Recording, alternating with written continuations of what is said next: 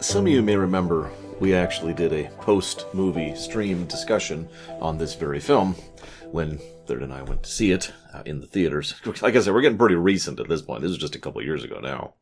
And I wasn't impressed with it. But I had the same reaction to Incredibles 2, and my opinion of Incredibles 2 went up and down after, analysis mode. So, I was kind of curious how my reaction would be on this film as well. I've always liked the idea of urban fantasy. When I was younger, I say when I was younger, it's still a character I haven't done anything with.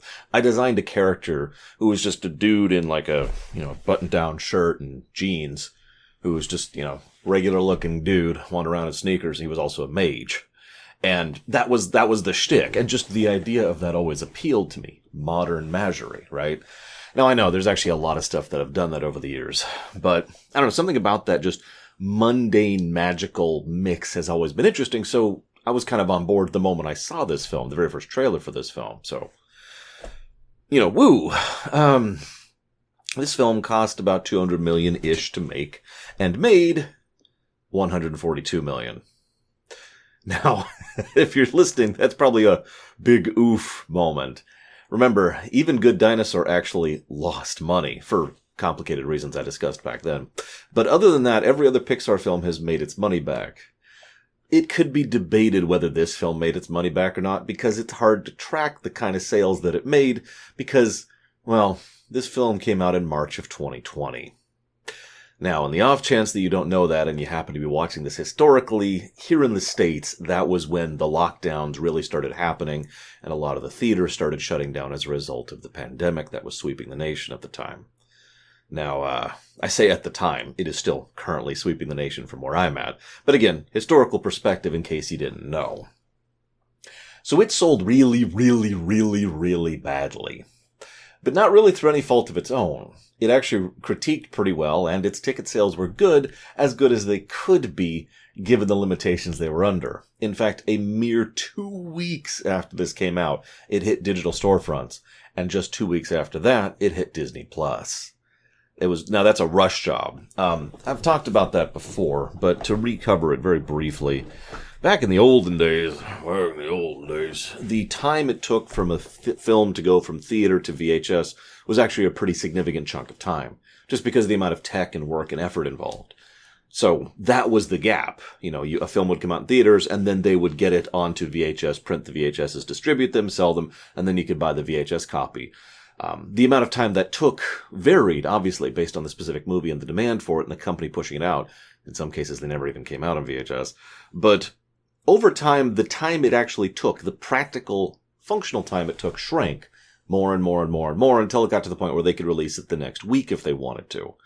This then carried over into the digital age, when digital distribution started being a thing. This was also true with DVDs and Blu-rays, by the way. It's the same concept, really. But the catch is, most film companies will do the obvious thing. They will release in the theaters, and then they'll play kind of a guessing game. They get like a vague idea of how well it's doing in its opening weekend and say, okay, that sounds like that's going to be a 3-month film, right? Or that's going to be a 6-month film. And that's how long they give it to finish its theatrical run. Then they release it on home video, right? 2 weeks. It speaks to something because it was ready to go. Like I said, nowadays with the tech we've got now, you could pretty much release a film entirely digitally the moment it's ready to hit the theaters. Actually, that's already happened as of the moment of me recording this. But, they still want to have those theatrical runs. But, well, it's hard to do that when the theaters are closed. And here we are. Whether this film ended up making money long-term or not is actually kind of a debatable thing and would get into some interesting accounting. So all I'm going to say right now is this film was smashed in the face with that, like many other films were. Now, believe it or not, I don't actually have much else to say about the behind-the-scenes of this film. Dan Scanlon was brought back. He was the director of Monsters University. And originally there was a major focus of a villain who was trying to prevent them from getting the Phoenix Gem. And this was about when they realized, a lot of our really good Pixar films just don't have villains at all. Why don't we just keep doing that? So they decided to just have no villain, eject him from the plot entirely. They had a lot more concepts in the deleted scenes. You can see a whole bunch of those, but ultimately, not much to say there.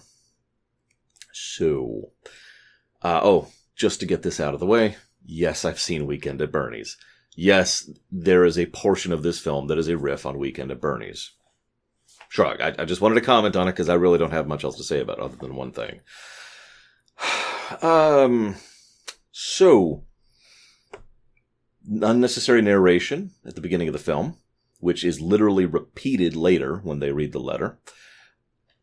Pacing issues.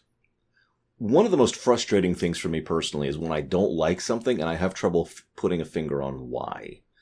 And I'm looking at the pacing of the first scenes and it's like, it's everyday life. It's slice of life. I eat those kind of stories up. I love slice of life stories. I talked about this in some of the previous Pixar films. I would love a story that's just about an everyday life within a world where there's all these fantastical creatures and literal magic. Oh, but also it's modern day society. Done! You know, I commented on the same thing back during Good Dinosaur. But it just wasn't nailing for me. And I'm just sitting here staring at the screen, thinking and processing, and it wasn't until, oh God, I didn't even write down his name. Did I? The elder brother. Did I write down his name somewhere? Stanley, I think. It didn't stick with me. Names didn't. For once, I don't actually care because I don't have that much respect for this film. Oh, I suppose I just gave away my opinion, didn't I? The older brother, it's Barley. There it is. I wrote it down. It did write it down. It's Barley. Barley comes stumbling into the screen, and I was just like, oh, that's why I don't like it. Because this isn't a slice of life. This is a, ha ha ha ha, isn't this funny kind of a thing. The same exact problem that Cars 2 had. Oh, look at how embarrassing he is. Isn't that funny? And it hits, now it isn't as bad as Cars 2 by a wide margin. But it is the same problem. It's the same joke and they just hammer it in for just about every little bit for the intro. There are tiny moments of non-joke and otherwise that's all it is. Okay. So, that sucks. Then we see a scene where Ian, hey, I remembered his name, sits down and talks to the dad he never knew via the recorder, via the stereo. That's actually a pretty good scene. It's a nice little tidbit and a nice little bit of escapism, and you can see why he would relate to a recording. It's interesting because in older times, people wouldn't even have this kind of an option. Nowadays, I mean, if I died right now, my niece would still be able to see me and hear me for the next umpteen years because I have videos all over the place on YouTube and locally saved and recorded. In fact, I've recorded a few just for her. That's just the value of the technology, right? That's something that wasn't available before. And so we have that kind of availability, and it's just kind of an interesting little concept to think about. So that's cool. So, hold up. The dad researched magic, apparently could work with the magic, and successfully managed a temporary res spell, which is still very impressive, which uses one of the rarest gems in the world, apparently, even though there's 2 of them nearby. And in so doing, didn't tell his wife? Or anybody, apparently. Okay, I'm just gonna go with it. So, magic went away. Let's talk about a concept, because it's mentioned at this point, you have to be born with the gift. If you're not born, then you can't do it. So this is Harry Potter, or Star Wars, or most settings that have magic. Why? There's actually a logic to this. So, I'm going to get into the weeds here just a little bit, please forgive me. When I was designing my own setting, which I've been doing for the better part of a decade now, but I've been taking my time, and I don't have a lot of spare time in my life for obvious reasons.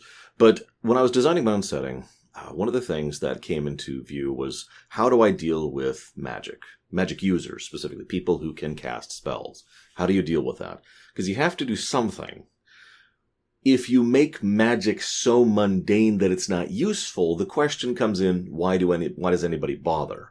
At that point, it becomes a niche thing, and effectively doesn't really become part of the setting, which is fine, but that wasn't what I wanted to go for. If you make it incredibly useful, then you have the opposite problem. Because if it's very useful, if it can do things that other technology or other resources can't do, then it doesn't really matter how rare or hard it is, because simple math is going to make that happen. More and more, for that matter. People are going to figure it out, and people are going to try. Have you ever heard of the phrase 1 in a million? Yeah, there's a few billion people wandering around the planet, and that's one planet. Now expand that to a whole sector or a whole region of space, and you see the problem, right? So you can't make it super useful and still make it learned without doing something to limit it. This then is why most settings do the you have to be born with it. That is their limiter. That is how they make magic something that's useful, but not too useful, but not too common, but not too rare. It's there, it's useful, but you have to be born into it. And honestly, I hate that. I don't have a good way to explain why. It's just always irritated me that you have to be born with the right genes to access the Force, right? That's always pissed me off. And so I didn't want to do that. So I had to come up with my own other system. But I wanted to comment on that because that is why they do that here almost assuredly. It's the same reason every other setting does it. It is a limiter to try and make it so that magic doesn't spiral completely out of control and the world building makes at least a little bit of sense. Anyways. So they res Dad, but only the bottom part. Weekend at Bernie's. Problem number 1. This is stupid. Now, let me explain this a little bit. This would have worked if they made it the main focus. I've talked before about the Pixar ideas, the Bug's Life moments. One of the most valuable things you could do with a Bug's Life moment is, what if there's a person, but he's missing his top half? It's the what if blank, then blank. How do they do mundane stuff? How do they do normal stuff? That is one of the core Pixar formulas and has been since all the way back in A Bug's Life, which is why I call it the Bug's Life moments, or the Bug's Life showcasing. Having it here, they don't really do anything with it. They do a couple times, I'll give them that, but it's a side bit. It doesn't add anything to the story. It's there for a couple of visual gags and to get them in trouble a couple of times, but otherwise, the dad could have just not been there at all, and all of a sudden, all of those problems are fixed. I honestly believe that if the spell had just flat up failed, and then they spend the whole, journey trying to res him, get to the end and then res him, that would have worked a lot better. But that runs into problem number 2, the ticking clock. Now, that's probably your answer. Well, lore, they had to have the ticking clock. No, they didn't. The ticking clock is stupid here. It's fine in many circumstances. There's a good reason to use ticking clocks in narrative. But here, once again, it doesn't add anything. It is an arbitrary deadline to try and force people to do things that they wouldn't otherwise do. Except even that doesn't work because they would still do these things they otherwise wouldn't do because they still have sufficient motivation. Ian really wants to see his dad. Barley, was it? Yeah, Barley really wants to be supportive of his brother and also wants to see his dad. The mother's very concerned about her kids. Colt is trying to be a good, father. I guess that would be stepfather. And is also trying to take care of them and take care of the mother. All of the motivations remain exactly the same if you just eject the timer entirely. They might be saying, well, then how does the big climax work? If they can just res him without the deadline of the one day, what's the problem? Well, the answer is obvious. Make the res only last a few minutes. This will res you. It requires this rare ingredient, which is over there. So you have to go on this journey to get it. They successfully get it. They come back. They res him. He gets a few minutes with his son. Bam. Considering how difficult resurrection magic usually is in most settings, this actually makes perfect sense. It's even implied that he actually invented this spell from his deathbed, so it would make even further sense that it is an incomplete res spell. Sorry, res stands for resurrection. If I didn't say that out loud, I apologize. Just using D&D lingo here. So those two issues both diminish the film substantially for me. But let's move on. So they rush off and don't tell the mother and break their phone on the way. Now that's actually interesting. That is a very common thing. Back in the day, if you pay attention to storytelling, especially in films, one of the most common narrative conceits that has to happen is the heroes have to be out of contact with the rest of the world. Either they're stuck on a space station or they're out in the woods or whatever, right? That's necessary for a lot of elements of drama, because if they can just call in and get help, then whatever, right? There's so many issues that can just be solved by a simple phone call. Now, this was a normal thing for many, many years until the cell phone was invented, and then got common, and then got very common to the point where there are more people who own phones than own cars nowadays. And I'm talking smartphones too. So filmmakers and storytellers in general, this is also applied to video games, by the way, have an interesting habit of setting stories in a time when cell phones don't exist to just bypass this issue. In some cases, they'll try to invent some kind of excuse to make sure the cell phone is not part of the equation, which leads us to this film and the broken phone, thus removing that from the equation, and now we can sufficiently have our heroes not in contact with the rest of society and do the standard tropes. Cool. I'm going to go ahead and admit, I actually like Corey, the Manticore. She's probably one of the better characters in the film. There's a map on the wall, of course, and this whole scene is very because plot. Okay, I can't let you have the map because then it's a legal liability for me. After all, it's not like anybody in the entire world could walk in here and look at the map and take a picture of it and then go off on a quest and then sue me for it because I just have it hanging up on the wall. Never mind the fact that it's on the back of the kid's mat. None of this makes sense, but whatever. Meanwhile, Barley insists on going on the bad path, and I get why, and I'll talk about it in a minute, but let's just move on. So then they do the disguise with the cops. Credit where credit is due, I like Spectre here. No, really. It is so rare to see a cop, a straight-up police officer, who is empathetic and sympathetic, she's a nice person, and has a brain, figures out what's going on, and decides to call in to Cold. That's damned rare, so I'll give you that one, film. It's a nice change of pace. So then we have the protagonists fight, towards the second act. Very common thing. This is a good time as any to mention that the mother, whose name I didn't write down, her story is more interesting than the main plot of this film. Think about this for a moment. She comes home after finding out that there might be a chance to see her dead husband again. She's moved on, of course. It is well clearly stated that she's moved on.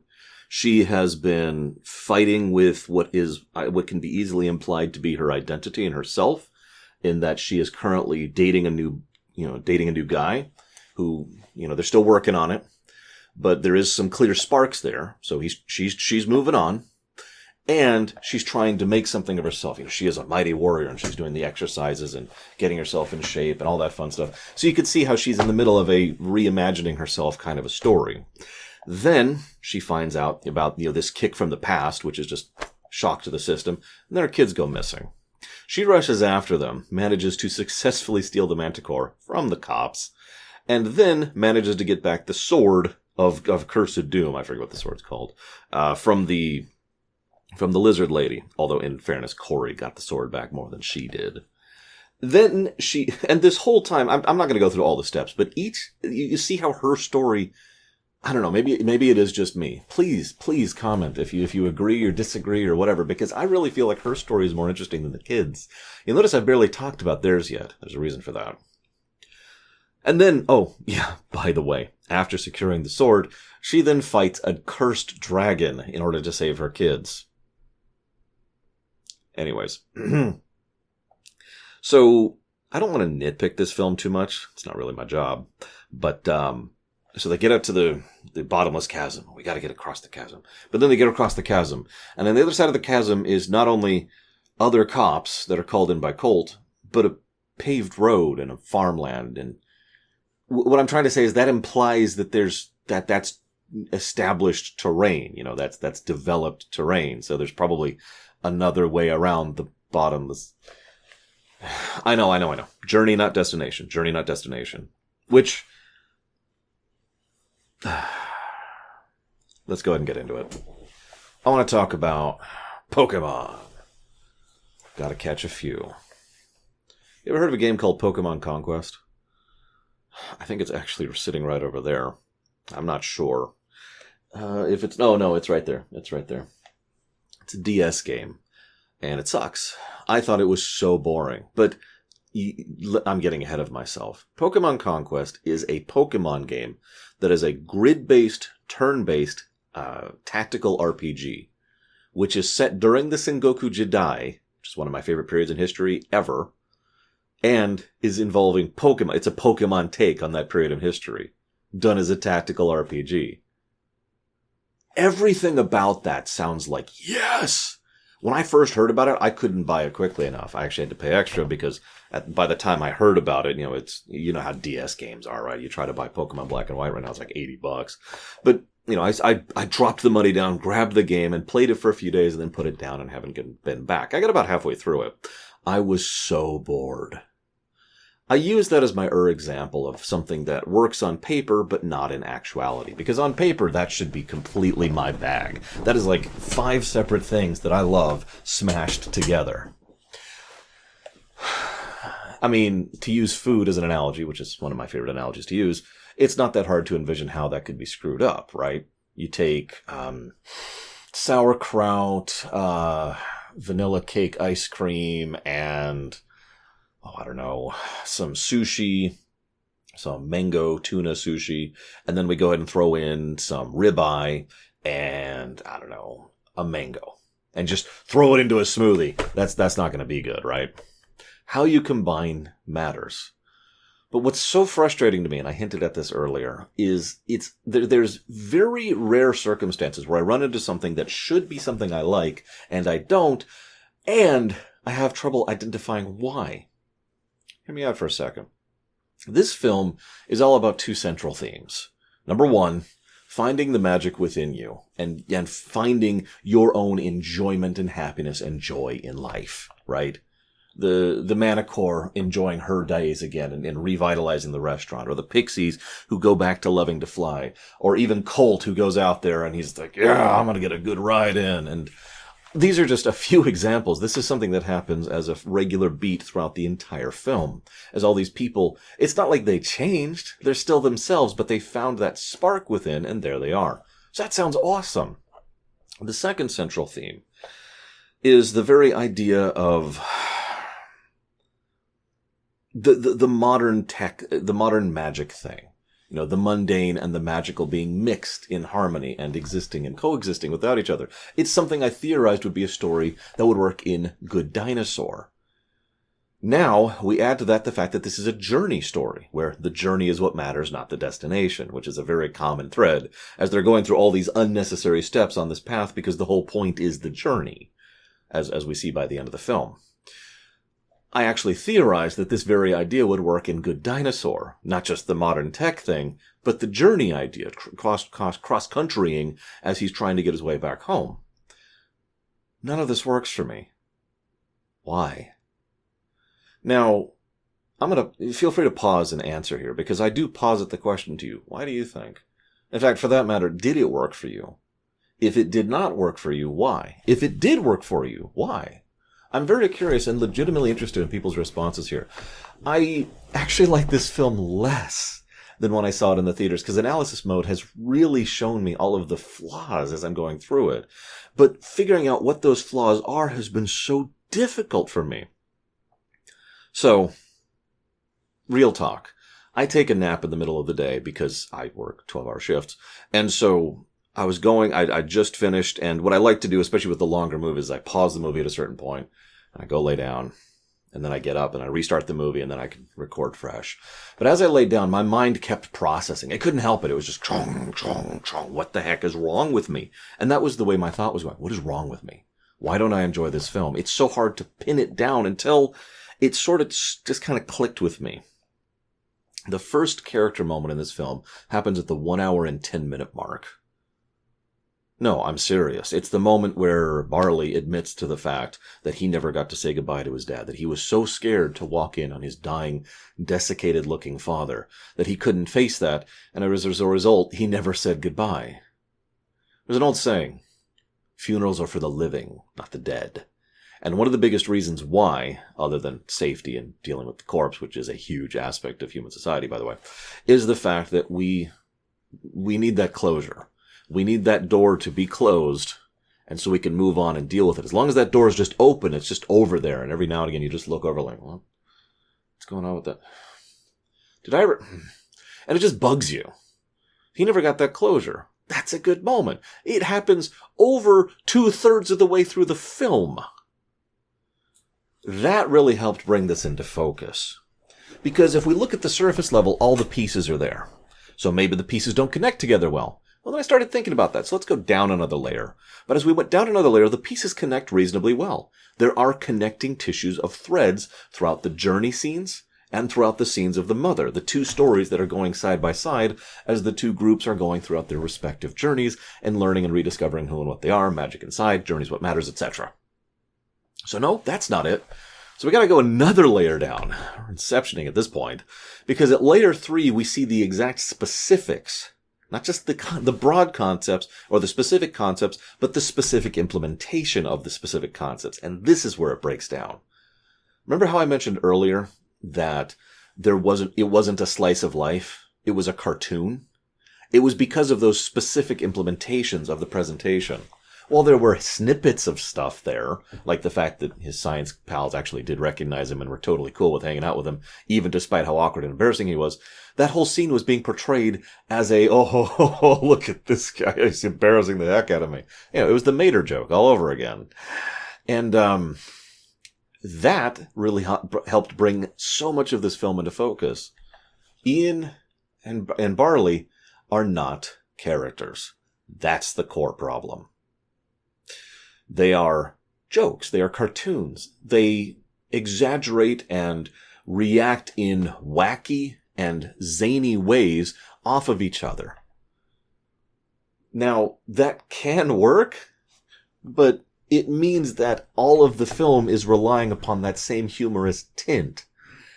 Which brings us down to 4, I think? I wrote this down. Nope, 3. Sorry. This brings us down to, well, no, it is 4. It is 4 core points that can make this kind of a story work in specific implementation. Point 1, characters. There are none. Moving on. Point 2. Okay, well, how about animation? Believe it or not a lot of really impressive animation in this one. Oh, don't mistake me. It's your Pixar usual. And yes, the good dinosaur effect, or excuse me, good dinosaur syndrome is absolutely on display here. It really came in during the sunset scene where this very cartoony looking elf sits down on what looks like an actual cliff looking out at the actual ocean. Not as bad as some of the previous films, but it was still there. But the point with the animation thing is a lot of Pixar films can sit on the strength of their animation. Finding Dory is a good example of that, and so is Monsters University. Both of those knew how to make interesting visual presentation of just ideas. Not jokes, not slapstick, just presentation of ideas that were cool to animate. This film does not do that. So it doesn't have the animation going for it. It doesn't have the characters going for it. Well, what's point 3 as I double check my notes to make sure I don't screw this up. Oh, that's right. The jokes. Now, humor is subjective. Maybe the jokes land for you. And if they do, that's awesome, because you probably enjoyed this movie a lot more than I did.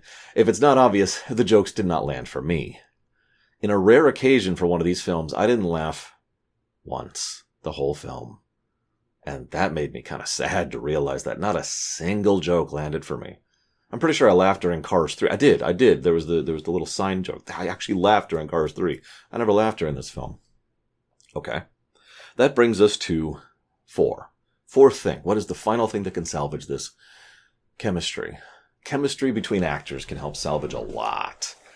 It's one of the reasons why Toy Story, the original, succeeded so well, is because the chemistry between Tom Hanks and the other guy. Oh my god. Wow, the guy who plays, but Tim Allen, there we go. The chemistry between Tom Hanks and Tim Allen really helped carry a lot of that film. And that's true with a lot of works, both in television and in film and in video games, actually. Chemistry between actors really can help gel and smooth over a lot of issues. It's one of the reasons I like Voyager so much. No chemistry. Nada. The two of them aren't characters, which is related to this, and thus all they can do is wacky off of each other. And they don't wacky in an interesting way off of each other. So instead it's just two cartoons going, yeah, a little bit too much, and pretending that that's funny. I'm reminded of the Minions movies, actually, and I don't mean that as a positive thing. No offense to Despicable Me, that was a good film, but Minions... Of all the films I've covered so far, this is by far the one that feels the most built for kids. By a huge margin. Even more than some of the Cars films, which kind of leaned in that direction as well. This does not have much for an adult to latch onto, in my opinion. I'm just waiting for all the comments to tell me how wrong I am, and that's fine. I do want to hear your differing opinions, obviously. But this then leads to a little asterisk in all of this. So they go through the whole thing. They use the fighter's approach to traps, like you do. And they go through actually a pretty cool trap where you have to stand on a button while being drowned. That's actually kind of neat. And then they get to the end and they fight the dragon, and it's dumb. And the mother's cool. I do like her. And then they have the moment. I'm actually skipping ahead a little bit too much, because what happens is Ian goes and sits on the cliff that looks entirely too realistic and looks at his list. This is the one redeeming trait of the film. And I will admit, this was a Pixar tears moment for me. I did actually cry at this. I will give you that, film. Because for all of the entire rest of the film, there were at least the moments between the characters, which were all clearly planned to be items from that list, and thus his realization that he's had this surrogate father this entire time, that he has already had what he's always wanted in the relationship he's always wanted with his father, in the relationship he has with his brother. That's a good moment. It's a powerful moment. And it actually got tears from me. I will absolutely give you that one. It feels immensely unearned, and it feels like it comes out of absolutely nowhere. Sound familiar? Because I've said that before about Pixar films. They win. Father's rezzed. They have their denouement. Everyone feels so much better because they found the magic inside them. The end.